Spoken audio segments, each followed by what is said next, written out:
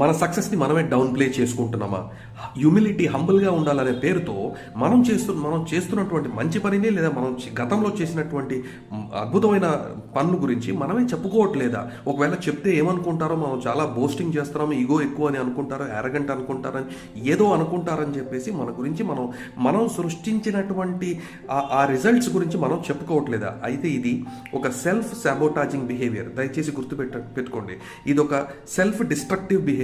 అంటే మనం చేసినటువంటి పనుల్ని 10 మందికి చెప్పుకోలేకపోతున్నాం, చెప్పకూడదు, చెప్తే వాళ్ళు ఫీల్ అవుతారు, లేకపోతే ఏమైనా అనుకుంటున్నారంటే ఇది సెల్ఫ్ డిస్ట్రక్టివ్ బిహేవియర్. సో మీకు ఫస్ట్ ఆఫ్ ఆల్ ఇతరులు అక్నాలెడ్జ్ చేస్తారో లేదో కానీ మీరు సృష్టించినటువంటి ప్రతి రిజల్ట్ గురించి మీరు అప్రిషియేట్ చేసుకోవాలి, అక్నాలెడ్జ్ చేసుకోవాలి.